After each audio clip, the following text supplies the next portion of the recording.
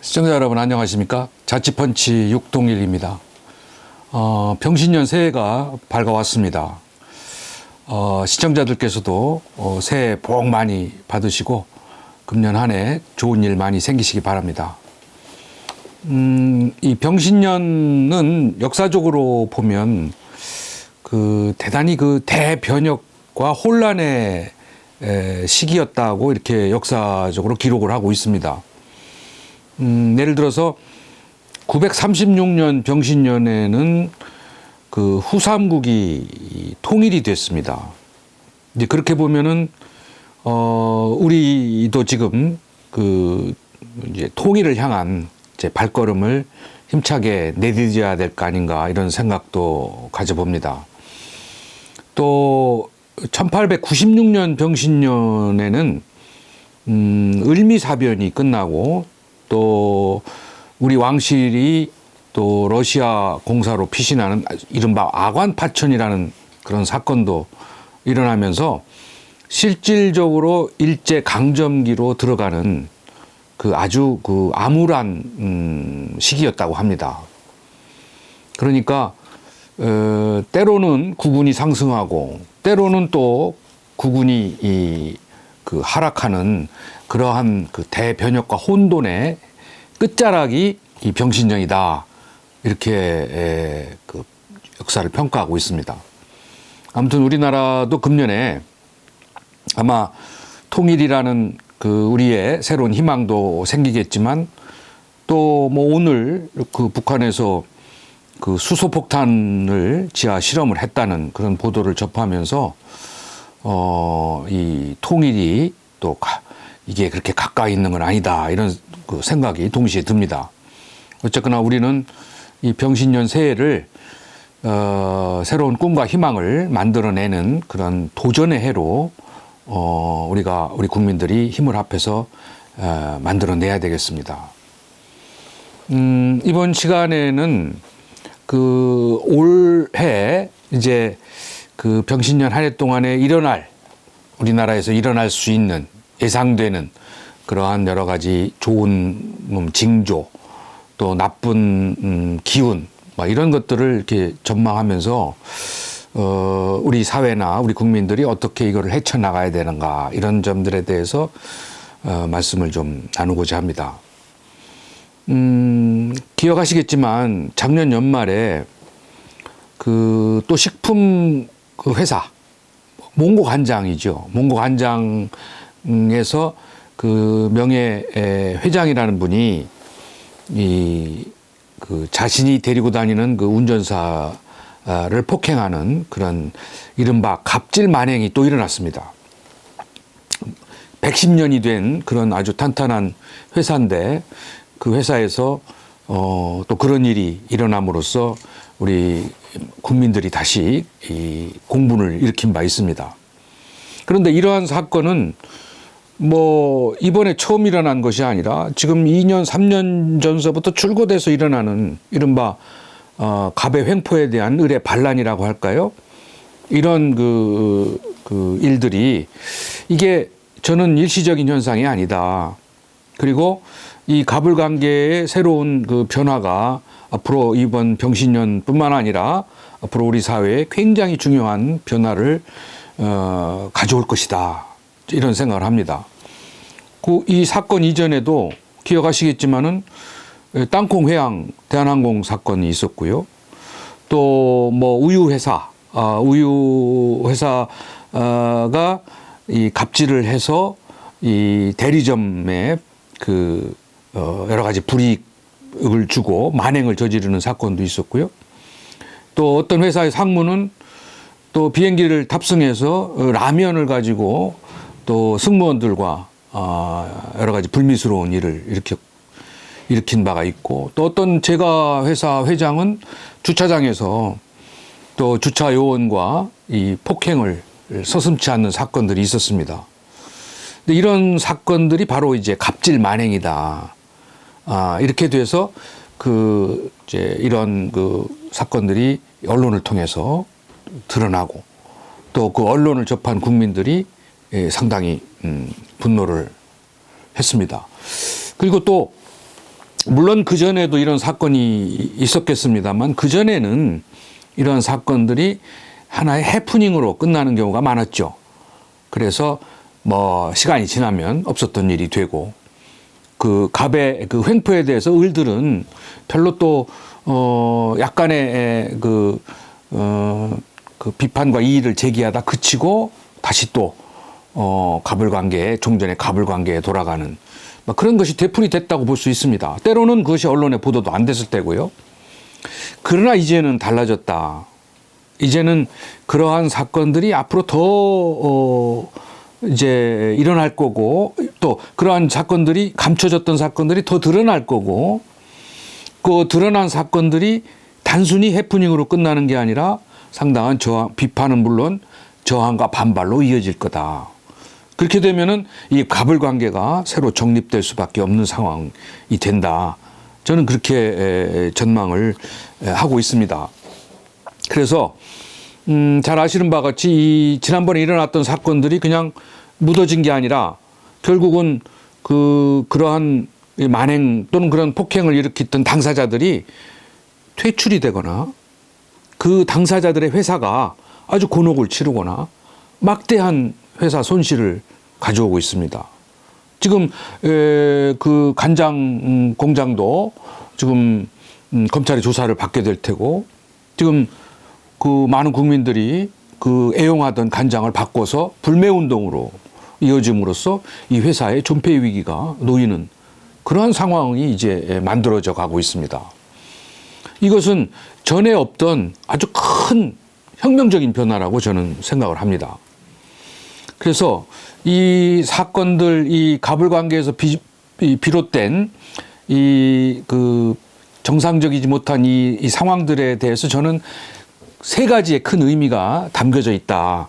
그래서 그 세 가지의 그 의미, 코드를 잘 읽지 않으면 이번 이 새해 금년에도 이 문제를 해결하지 못하고 여러 가지 어려운 상황으로 갈 뿐만 아니라 그 문제를 일으킨 당사자나 회사는 아마도 생존하기가 어려울 것이다. 저는 그렇게 전망하면서 이 사건들이 가져온 세 가지 의미를 저는 이렇게 정리하고 있습니다. 첫째는 이 종전의 이 기업들, 회사들은 오직 이윤 추구만이 최고의 가치고 목표였습니다. 그것을 이른바 생산 관리 또는 마케팅 시대 속에서 기업이 발전했다고 볼 수 있거든요. 그러나 이러한 그 시대가 이제 변하고 있음을 의미합니다. 종전에는 많은 생산품을 만들어내서 생산을 확대하고 또 마케팅을 잘해서 이윤을 극대화하는 것이 기업의 최고 가치였지만, 지금은 그것만이 아니라 윤리 경영 시대로 간다. 이제는 기업이 이윤 추구만이 아니라 얼마만큼 윤리적으로, 법적으로, 도덕적으로 책임을 다하고 있는가. 이러한 윤리 경영 시대에 적응을 하지 못하면 기업가와 기업주는 이제 설당이 없어진다. 미국에서도 이미 1980년대부터 이러한 생산 관리 시대 또는 마케팅 시대에서 윤리 경영 시대로 넘어갔습니다. 우리보다 앞서서. 그렇기 때문에 미국의 초우량 기업들 46개의 기업들이 지난 80년대 이전에 한 50년 동안에 아주 초우량 기업들이죠. 이윤을 극대화시키는. 그래서 잘 나가던 그 기업들이 80년대에 와서는 40개 이상이 다 도산을 했습니다. 아무도 그 도산할 걸 예상을 못했죠. 그러나 그 도산의 이유는 바로 이와 같이 윤리 경영 시대에 적응하지 못한 결과입니다. 따라서 윤리 경영 시대에 적응하지 못한 기업들은 소비자들의 반발과 저항을 가져오고 그것은 결국 이윤도 내지 못하는 회사로 전락하게 됨으로써 사회적으로 매장이 된다. 시장에서 이제 소멸이 된다. 이제 이것은 굉장히 중요한 의미를 갖습니다.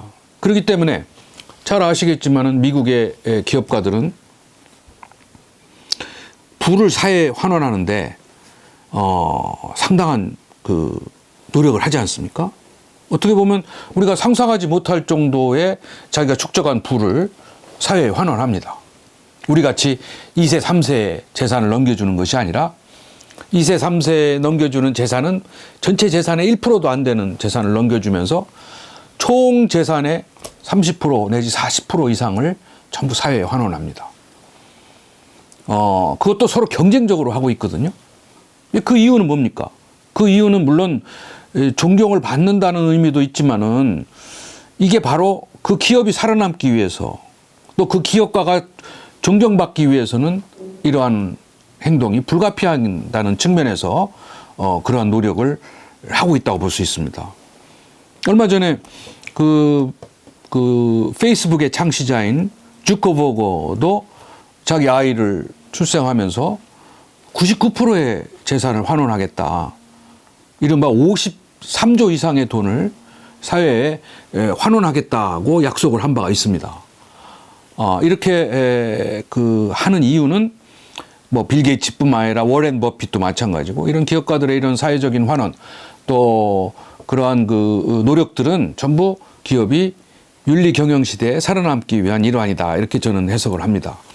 두 번째 의미는 종전의 갑의 횡포나 만행에 의해서 그저 순응하고 거기에 이의를 제기하지 못했던 을들이 거기에는 이제 고용주와 피고용자 또는 뭐 대기업과 소기업 또는 뭐 기업가와 소비자 뭐 이런 또는 뭐 대리점 이런 관계 속에서 을들은 종전에는 순응적이고 주정 관계에 놓여 있었지만 지금부터는 이제 을들이 불공정한 거래거나 또는 비윤리적인 또는 비도덕적인 그러한 처사에 대해서는 을들이 반란을 일으킨다, 저항한다. 근데 그 저항이 가능해진 것은 인터넷입니다. 인터넷을 통해서 그러한 의사표시를 분명히 하고 그런 것들이 사이버 공간에서 모여서 폭발적인 힘을 갖습니다. 의사가 사이버 공간에 결집할 뿐만 아니라 그 결집된 그 의사가 불매운동으로 나타나는 거죠. 그 기업이 불매운동을 하게 되면 기업에 대해서 생산품에 대한 불매운동은 곧 기업의 존폐를 결정하게 됩니다.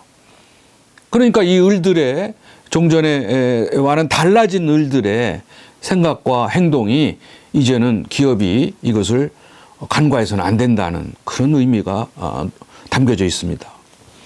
세 번째 의미는 이거는 기업만의 문제가 아닙니다. 정부도 이러한 문제의 예외가 아니다. 정부는 슈퍼갑입니다. 정부와 기업, 정부와 국민, 정부와 뭐 소비자의 관계는 정부는 압도적인 갑이거든요. 그렇기 때문에 이 정부가 이 여전히 갑을 관계에서 횡포를 부리거나 또는 뭐 만행을 부려서 이 달라진 환경에 적응하지 못하면 역시 마찬가지로 정부에 대한 을들이 상당한 저항과 반발을 일으킨다. 역시 마찬가지로 인터넷을 활용할 것이고 또 이들은 불매운동이 아니라 기업에 대해서는 불매운동을 하지만 정부에 대해서는 강력한 무기가 있습니다. 그거는 바로 조세 저항 운동입니다. 이미 선진국은 1970년대에 이 운동이 일어났기 때문에 이 운동을 통해서 정부가 파산을 한 지방정부도 생기게 됐죠. 그러니까 정부가 이 조세를 내지 않겠다는 조세 저항 운동은 정부의 존폐를 좌우하게 되는 거거든요. 따라서 이 정부도 이제는 종전에 주정관계 또는 아주 일방적인 상하관계 속에서의 갑을관계를 청산하고 이제 그 정부가 대상으로 하는 고객이나 소비자나 시민이나 국민들에 대해서 존중하고 윤리적, 도덕적, 법적 그리고 공정한 책임을 다 해야만 이 정부도 이제 그 존중을 받게 되고 살아남게 된다. 삼성이나 우리 기업들이 우리 이 경제를 이끌고 많은 기여를 했지만 존경받지 못하는 이유는 우리 국민들이 여전히 그런 재벌 기업들이 법적, 도덕적, 윤리적 책임을 다하지 않고 있다고 보기 때문입니다. 정부에 대해서도 신뢰를 하지 않는 이유도 거기에 있습니다. 따라서 우리 병신년 이 새해에는 이 갑을관계의 새로운 획기적인 변화가 필요하고 이제는 주정관계에서 수평적, 공정한 법적 계약관계로 전환이 대단히 중요한 시점이다. 그래서 오늘 이 시간에는 첫 번째, 새해 들어 첫 번째 이 시간에는 갑을관계를 우리가 주목하자. 그리고 갑을관계의 새로운 변화를 만들어내야만 기업과 정부가 바로 서게 된다는 말씀을 드리고 싶습니다. 시청해 주셔서 감사합니다.